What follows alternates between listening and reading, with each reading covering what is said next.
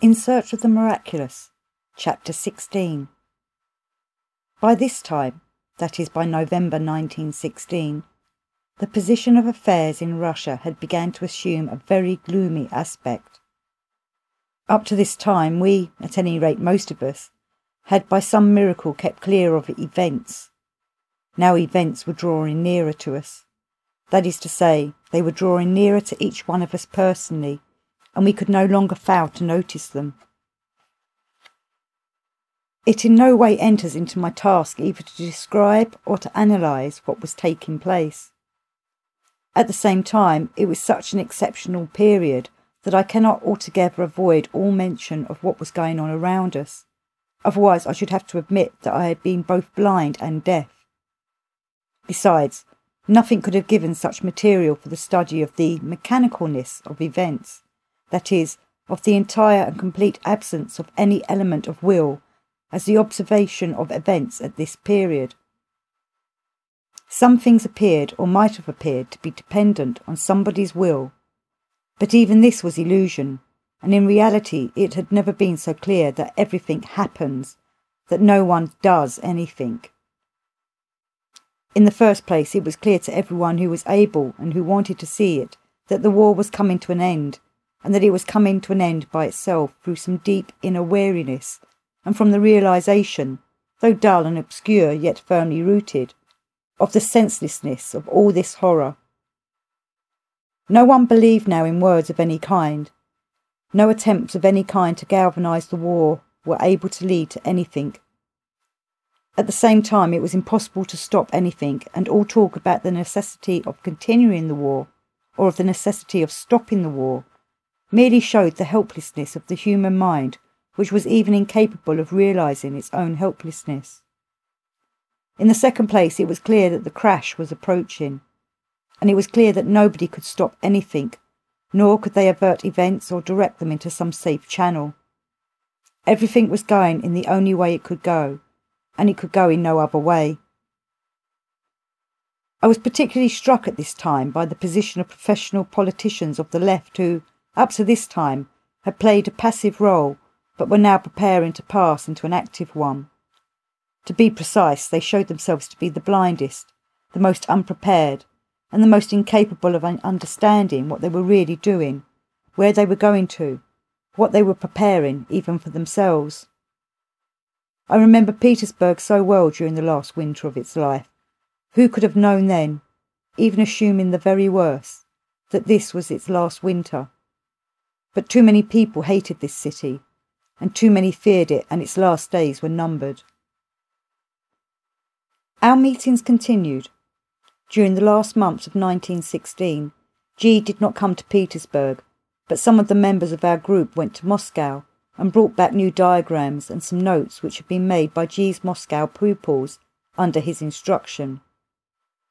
Many new people made their appearance in our groups at this time, and although it was clear that everything must come to some unknown end, G's system gave us a certain feeling of confidence and security. We often spoke at this time of how we should feel in the midst of all this chaos if we had not got the system which was becoming more and more our own. Now we could not imagine how we could live without it, and find our way in the labyrinth of all existing contradictions. This period marks the beginning of talks about Noah's Ark. I had always considered the myth of Noah's Ark to be an esoteric allegory. Many of our company had now begun to see that this myth was not merely an allegory of the general idea of esotericism, but was, at the same time, a plan of any esoteric work, our own included. The system itself was an ark in which we could hope to save ourselves at the time of the flood. G arrived only at the beginning of February 1917. At one of the first talks he showed us an entirely new side to everything he had spoken about up till then. So far, he said, we have looked upon the table of hydrogens as a table of vibrations and of the densities of matter which are in an inverse proportion to them. We must now realise that the density of vibrations and the density of matter express many other properties of matter. For instance, Till now we have said nothing about the intelligence or the consciousness of matter. Meanwhile, the speed of vibrations of a matter shows the degree of intelligence of the given matter. You must remember that there is nothing dead or inanimate in nature. Everything in its own way is alive. Everything in its own way is intelligent and conscious. Only this consciousness and intelligence is expressed in a different way on different levels of being, that is, on different scales. But you must understand once and for all that nothing is dead or inanimate in nature. There are simply different degrees of animation and different scales. The table of hydrogens, while serving to determine the density of matter and the speed of vibrations, serves at the same time to determine the degree of intelligence and consciousness, because the degree of consciousness corresponds to the degree of density or the speed of vibrations. This means that the denser the matter, the less conscious it is, the less intelligent, and the denser the vibrations, the more conscious and the more intelligent the matter. Really dead matter begins where vibrations cease. But under ordinary conditions of life on the Earth's surface, we have no concern with dead matter, and science cannot procure it. All the matter we know is living matter, and in its own way it is intelligent. In determining the degree of density of matter, the table of hydrogens also determines by this the degree of intelligence. This means that in making comparisons between the matters which occupy different places in the table of hydrogens, we determine not only their density, but also their intelligence. And not only can we say how many times this or that hydrogen is denser or lighter than another, but we can say how many times one hydrogen is more intelligent than another. The application of the table of hydrogens for the determination of the different properties of things and of living creatures which consist of many hydrogens is based on the principle that in each living creature and in each thing there is one definite hydrogen, which is the centre of gravity. It is, so to speak, the average hydrogen of all the hydrogens, constituting the given creature or thing.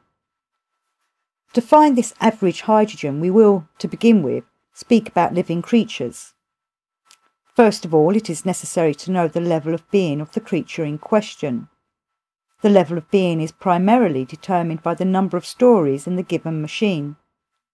So far we have spoken only about man, and we have taken man as a three-story structure. We cannot speak about animals and man at one and the same time, because animals differ in a radical way from man. The highest animals we know consist of 2 stories, and the lowest of only 1 story. G made a drawing. A man consists of 3 stories, a sheep consists of 2 stories, a worm consists of only 1 story. At the same time, the lower and middle stories of a man are, so to speak, equivalent to the sheep and the lower story to the worm, so that it can be said that a man consists of a man, a sheep and a worm, and that a sheep consists of a sheep and a worm. Man is a complex creature. The level of his being is determined by the level of being of the creatures of which he is composed. The sheep and the worm may play a bigger or a smaller part in man. Thus the worm plays the chief part in man number 1, in man number 2 the sheep, and in man number 3 man. But these definitions are important only in individual cases. In a general sense, man is determined by the centre of gravity of the middle story.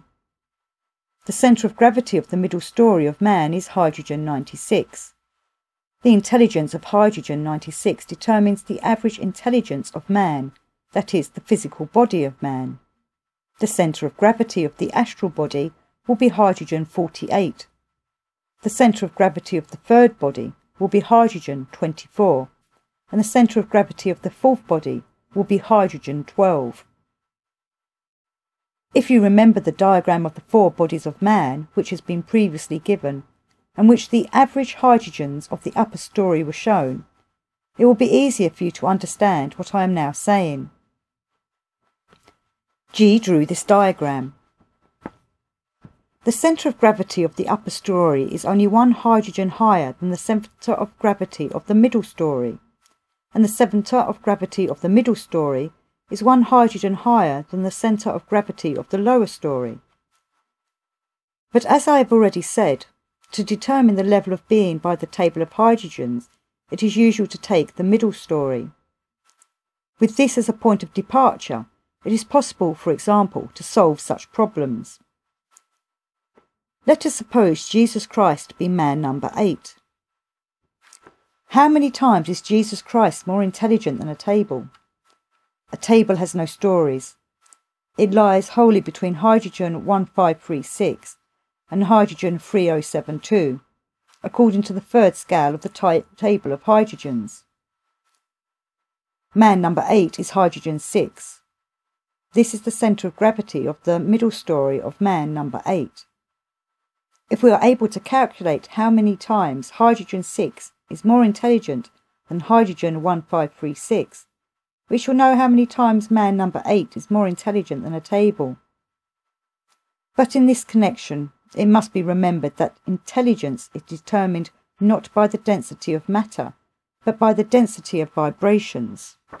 The density of vibrations, however, increases not by doubling as in the octaves of hydrogens, but in an entirely different progression, which many times outnumbers the first.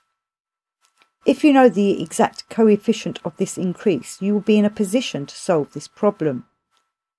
I only want to show you that, however strange it looks, the problem can be solved. Partly in connection with what I have just said, it is imperative that you should understand the principles of the classification and the definition of living beings from the cosmic point of view, from the point of view of their cosmic existence. In ordinary science, classification is made according to external traits: bones, teeth, functions, mammals, vertebrates, rodents, and so on. In exact knowledge, classification is made according to cosmic traits. As a matter of fact, there are exact traits, identical for everything living, which allows us to establish the class and the species of a given creature with the utmost exactitude, both in relation to other creatures as well as to its own place in the universe. These traits are the traits of being. The cosmic level of being of every living creature is determined, first of all, by what this creature eats, secondly, by what he breathes, and thirdly, by the medium in which it lives. These are the three cosmic traits of being. Take for instance man. He feeds on hydrogen 768, breathes hydrogen 192, and lives in hydrogen 192. There is no other being like him on our planet, although there are beings higher than he is. Animals such as the dog can feed on hydrogen 768, but they can also feed on a lower hydrogen, not 76H, but approaching 1536, food of a kind impossible for man. A bee feeds on a hydrogen much higher than 768, even higher than 384, but it lives in a hive in an atmosphere where man could not live. From an outward point of view, man is an animal, but he is an animal of a different order from all other animals. Let us take another example, a flower worm. It feeds on flour, a hydrogen far coarser than hydrogen 768, because the worm can also live on rotten flour. Let us say that this also is 1536. It breathes hydrogen 192 and lives in hydrogen 1536. A fish feeds on hydrogen 1536, lives in hydrogen 384, and breathes hydrogen 192. A tree feeds on hydrogen 1536, breathes only partly hydrogen 192 and partly hydrogen 96, and lives partly in hydrogen 192 and partly in hydrogen 3072, soil. If you try to continue these definitions, you will see that this plan, so simple at the first glance, makes it possible to determine the most subtle distinctions between classes of living beings, especially if you bear in mind that hydrogens, taking them as we have by octaves, are very broad concepts. For example, We took it that a dog, a fish and a flower worm alike feed on hydrogen 1536, implying by this hydrogen substances of organic origin which are not good for human food. Now if we realise that these substances in their turn can be divided into definite classes, we shall see the possibility of very exact definitions. It is exactly the same with air and exactly the same with the medium. These cosmic traits of being are immediately connected with the definition of intelligence according to the table of hydrogens. The intelligence of a matter is determined by the creature for whom it can serve as food. For example, which is more intelligent from this point of view, a raw potato or a baked potato? A raw potato can serve as food for pigs, and a baked potato as food for man. A baked potato is more intelligent than a raw potato. If these principles of classification and definition are understood in the right way, many things become clear and comprehensible. No living being can change its food at will, or the air it breathes, or the medium in which it lives. The cosmic order of each being determines its food as well as the air it breathes and the medium in which it lives. When we talked before about the octaves of food in the three-story factory, we saw that all the finer hydrogens needed for the working, the growth and the evolution of the organism were prepared from three kinds of food, that is, from food in the strict meaning of the word, eatables and drink, from air which we breathe, and from impressions. Now let us suppose that we could improve the quality of food and air, feed, let us say, on hydrogen 384 instead of 768, and breathe hydrogen 96 instead of 192. How much simpler and easier the preparation of fine matters in the organism would be then. But the whole point is that this is impossible. The organism is adapted to transform precisely these coarse matters into fine matters, and if you give it fine matters instead of coarse matters, it will not be in a position to transform them, and it will very soon die. Neither air nor food could be changed, but impressions, that is, the quality of the impressions possible to man, are not subject to any cosmic law. Man cannot improve his food, he cannot improve the air. Improvement in this case would be actually making things worse. For instance, hydrogen 96 instead of 192 would be either very rarefied air or very hot incandescent gases, which man cannot possibly breathe. Fire is hydrogen 96. It is exactly the same with food. Hydrogen 384 is water. If man could improve his food, that is, make it finer, he would have to feed on water and breathe fire. It is clear that this is impossible. But while it is not possible for him to improve his food and air, he can improve his impressions to a very high degree, and in this way introduce fine hydrogens into the organism. It is precisely on this that the possibility of evolution is based. A man is not at all obliged to feed on the dull impressions of H48. He can have both H24, H12 and H6, and even H3. This changes the whole picture, and a man who makes higher hydrogens, the food for the upper story of his machine, will certainly differ from one who feeds on the lower hydrogens.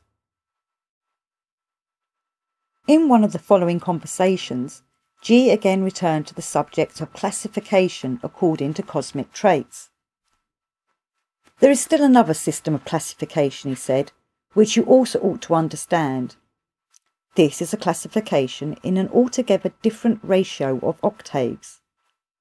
The first classification by food, air and medium definitely refers to living beings as we know them, including plants, that is to say, to individuals. The other classification, of which I shall now speak, leads us far beyond the limits of what we call living beings, both upwards, higher than living beings, as well as downwards, lower than living beings, and it deals not with individuals, but with classes in a very wide sense. Above all, this classification shows that there are no jumps whatever in nature. In nature, everything is connected and everything is alive. The diagram of this classification is called the diagram of everything living. According to this diagram, every kind of creature, every degree of being, is defined by what serves as food for this kind of creature or being of a given level, and for what they themselves serve as food. Because in the cosmic order, each class of creature feeds on a definite class of lower creature, and is food for a definite class of higher creatures. G drew a diagram in the form of a ladder with 11 squares, and in each square, excepting the 2 higher, he put 3 circles with numbers. Each square denotes a level of being, he said. The hydrogen in the lower circle shows what the given class of creatures feeds on. The hydrogen in the upper circle shows the class which feeds on these features, and the hydrogen in the middle circle is the average hydrogen of this class, showing what these creatures are. The place of man is the 7th square from the bottom, or the 5th square from the top. According to this diagram, man is hydrogen 24. He feeds on hydrogen 96, and is himself food for hydrogen 6. The square next below man will be vertebrates, the next invertebrates. Invertebrates are hydrogen 96.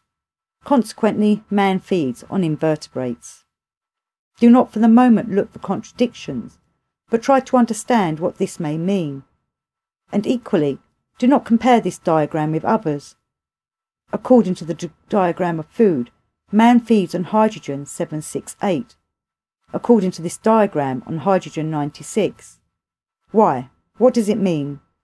Both the one is right and the other is right. Later, when you grasp this, you will piece everything together into one. The square next below is plants, the next minerals, the next metals, which constitute a separate cosmic group among minerals, and the following square has no name in our language because we never meet with matter in this state on the Earth's surface. This square comes into contact with the Absolute. You remember we spoke before about Holy the Firm. This is Holy the Firm. At the bottom of the last square, he placed a small triangle with its apex below. Next, on the other side of man is square 3, 12, 48. This is a class of creatures which we do not know. Let us call them angels. The next square, 1, 6, 24. Let us call these beings archangels. In the following square he put figures 3 and 12 and 2 circles, each with a point at their centres, and called it the eternal unchanging, and in the next square he put the figures 1 and 6. He put a circle in the middle, and in this circle a triangle containing another circle with a point at its centre, and called it the Absolute. This diagram will not be very comprehensible to you at first, he said, but gradually you will learn to make it out. Only for a long time you will have to take it separately from all the rest. This was in fact all I heard from G about this strange diagram, which actually appeared to upset a great deal of what had been said before. In our conversations about this diagram, we very soon agreed to take angels as planets and archangels as suns. Many other things gradually became clear to us, and what used to confuse us a great deal was the appearance of hydrogen 6144, which was absent altogether in the previous scale of hydrogens, in the third scale which ended with hydrogen 3072. At the same time, G insisted that the enumeration of hydrogens had been taken according to the third scale. A long time afterwards I asked him what this meant. It is an incomplete hydrogen, he said, a hydrogen without the Holy Ghost. It belongs to the same, that is to the third scale, but it is unfinished. Each complete hydrogen is composed of carbon, oxygen, and nitrogen. Now take the last hydrogen of the third scale, hydrogen 3072. This hydrogen is composed of carbon 512, oxygen 1536, and nitrogen 1024. Now further, nitrogen becomes carbon for the next triad, but there is no oxygen for it and no nitrogen. Therefore, by condensation, it becomes itself hydrogen 6144. But it is a dead hydrogen, without any possibility of passing into anything further, a hydrogen without the Holy Ghost. This was G's last visit to Petersburg. I tried to speak to him about impending events, but he said nothing definite on which I could base my own actions. A very interesting event took place in connection with his departure. This happened at the railway station. We were all seeing him off at the Nikolovsky station. G was standing talking to us on the platform by the carriage. He was the usual G we had always known. After the second bell went, he went into the carriage. His compartment was next to the door, and came to the window. He was different. In the window we saw another man, not the one who had gone into the train. He had changed during those few seconds. It is very difficult to describe what the difference was, but on the platform he had been an ordinary man like everyone else, and from the carriage a man of quite a different order was looking at us, with a quite exceptional importance and dignity in every look and movement, as though he had suddenly become a ruling prince or a statesman of some unknown kingdom to which he was travelling and to which we were seeing him off. Some of our party could not at the time clearly realise what was happening, but they felt and experienced in an emotional way something that was outside the ordinary run of phenomena. All this lasted only a few seconds. The third bell followed the second bell almost immediately, and the train moved out. I do not remember who was the first to speak of this transfiguration of G when we were left alone, and then it appeared that we had all seen it, though we had not all equally realised what it was while it was taking place. But all, without exception, had felt something out of the ordinary. G had explained to us earlier that if one mastered the art of plastics, one could completely alter one's appearance. He had said that one could become beautiful or hideous. One could compel people to notice one, or one could become actually invisible. What was this? Perhaps it was a case of plastics. But the story is not yet over. In the carriage with G there travelled A well-known journalist, who was at that time being sent away from Petersburg. This was just before the revolution. We, who were seeing G off, were standing at one end of the carriage, while at the other end stood a group seeing A off. I did not know A personally, but among the people seeing him off were several acquaintances of mine, and even a few friends. 2 or 3 of them had been at our meetings, and these were going from one group to the other. A few days later, the paper to which A was contributing contained an article on the road, in which A described the thoughts and impressions he had on the way from Petersburg to Moscow. A strange Oriental had travelled in the same carriage with him, who, among the bustling crowd of speculators who filled the carriage, had struck him by his extraordinary dignity and calm, exactly as though these people were for him like small flies upon whom he was looking from inaccessible heights. A judged him to be an oil king from Baku, and in conversation with him, several enigmatic phrases that he received still further strengthened him in his conviction that here was a man whose millions grew while he slept, and who looked down from on high at bustling people who were striving to earn a living and to make money. My fellow traveller kept to himself also. He was a Persian or Tartar, a silent man in a valuable astrakhan cap. He had a French novel under his arm. He was drinking tea, carefully placing the glass to cool on the small windowsill table. He occasionally looked with the utmost contempt at the bustle and noise of those extraordinary, gesticulating people, and they on their part glanced at him, so it seemed to me, with great attention, if not with respectful awe. What interested me most was that he seemed to be of the same southern Oriental type as the rest of the group of speculators, a flock of vultures flying somewhere into Aragonian space in order to tear some carrion or other. He was swarthy with jet-black eyes and a moustache like Selim Khan. Why does he so avoid and despise his own flesh and blood? But to my good fortune he began to speak to me.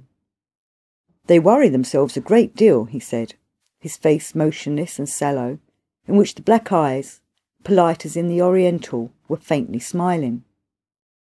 He was silent and then continued, "Yes, in Russia at present there is a great deal of business out of which a clever man could make a lot of money." And after another silence he explained, "After all, it is in the war. Everyone wants to be a millionaire." In his tone, which was cold and calm, I seemed to detect a kind of fatalistic and ruthless boasting which verged on cynicism, and I asked him somewhat bluntly, "And you?" "What?" he asked me back. "Do not you also want this?" He answered with an indefinite and slightly ironical gesture. It seemed to me that he had not heard or had not understood, and I repeated, "Don't you make profits too?" He smiled particularly quietly and said with gravity, "We always make a profit. It does not refer to us. War or no war, it is all the same to us. We always make a profit." G, of course, meant esoteric work, the collecting of knowledge and the collecting of people, but A understood that he was speaking about oil. It would be curious to talk and become more closely acquainted with the psychology of a man whose capital depends entirely upon order in the solar system, which is hardly likely to be upset, and whose interests for that reason prove to be higher than war and peace. In this way, A concluded the episode of the Oil King. We were particularly surprised by G's French novel. Either A invented it, adding it to his own impressions, or G actually made him see, that is, presume, a French novel in some small volume in a yellow, or perhaps not even a yellow cover, because G, of course, did not read French. After G's departure up to the time of the Revolution, we only got news of him from Moscow once or twice. All my plans had long since been upset. I had not succeeded in publishing the books I intended to publish. I had not succeeded in preparing anything for foreign editions, although, right from the beginning of the war, I saw that my literary work would have to be transferred abroad. During the past 2 years, I had given up all my time to G's work, to his groups, to talks connected with this work, to journeys from Petersburg, and had completely neglected my own affairs. Meanwhile, the atmosphere was growing gloomier. One felt that something was bound to happen, and that very soon. Only those upon whom the course of events still appeared to depend were unable to see and feel this. The marionettes failed to understand the danger that threatened them, and did not understand at the very same wire which pulls the villain with a knife in his hand from behind a bush, makes them turn and look at the moon. A marionette theatre is worked in the same way. Finally the storm broke. The great bloodless revolution took place. The most absurd and the most blatant lie that could have been thought of. But the most extraordinary thing of all was that people who were there on the spot, in the centre of everything that was happening, could believe in this lie, and in the midst of all the murders could speak about a bloodless revolution. I remember that we spoke at the time of the power of theories. People who had been waiting for the revolution, who had put all their hopes in it, and who had seen in it liberation from something, could not and did not want to see what was actually happening, and only saw what in their opinion ought to be happening. When I read in a leaflet printed on one side only the news of the abdication of Nicholas II, I felt that in this lay the centre of gravity of everything that took place. Elliott may rise from the grave and write at the end of his books, March 1917, the end of Russian history, I said to myself. I had no feelings whatever for the dynasty, but I simply did not wish to deceive myself as many others were doing at that time. I had always been interested in the person of the Emperor Nicholas II. He seemed to me to be a remarkable man in many ways, but he was completely misunderstood and did not understand his own self. That I was right is proved by the end of his diary, which was published by the Bolsheviks, and which referred to the time when, betrayed and left by all, he showed wonderful strength and even greatness of mind. But after all, the matter had nothing to do with him as a person, but with the principle of the unity of power and the responsibility to this power which he represented in himself. It is true that this principle was denied by a considerable part of the Russian intelligentsia, and for the people the word Tsar had long lost all significance. But this word still had a very great significance for the army and for the bureaucratic machine which, though very imperfect, nevertheless worked and held everything together. The Tsar was the indispensable central part of this machine. The abdication of the Tsar at such a moment was bound to destroy the whole machine, and we had nothing else. The celebrated public cooperation, for the creation of which so many sacrifices had been made, proved, as was to be expected, to be a bluff. To create anything on the move was impossible. Events were moving at a breathless speed. The army broke up in a few days. The war in reality had stopped earlier, but the new government did not wish to recognise this fact. A fresh lie was started. But what was most surprising in all this was that people should find something to be glad about. I do not speak of the soldiers who broke out of barracks or out of the trains which were ready to carry them to the slaughter, but I was surprised at our intelligentsia, who from patriots immediately became revolutionaries and socialists. Even the Novo Vremya suddenly became a socialist paper.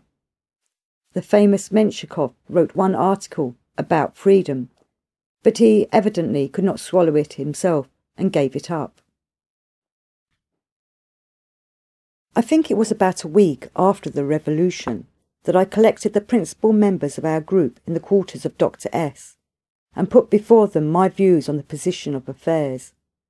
I said that in my opinion there was no sense whatever in staying in Russia and that we must go abroad, that in all probability there would be only a short period of comparative calm before everything began to break up and collapse.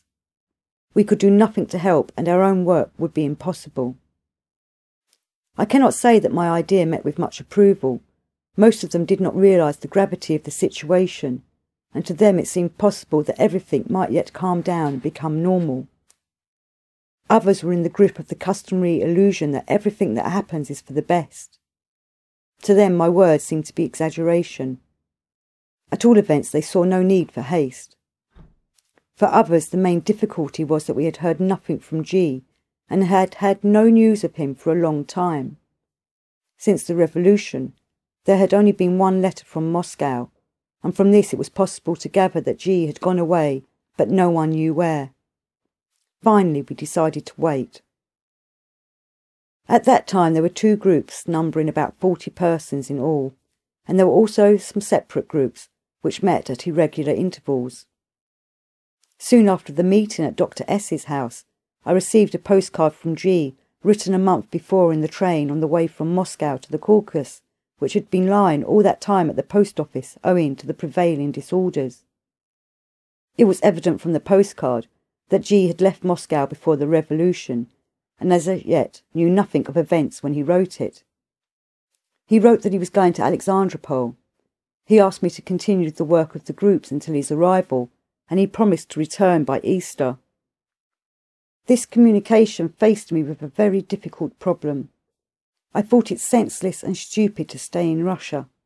At the same time, I did not want to leave without G's consent, or, to speak more truthfully, without him.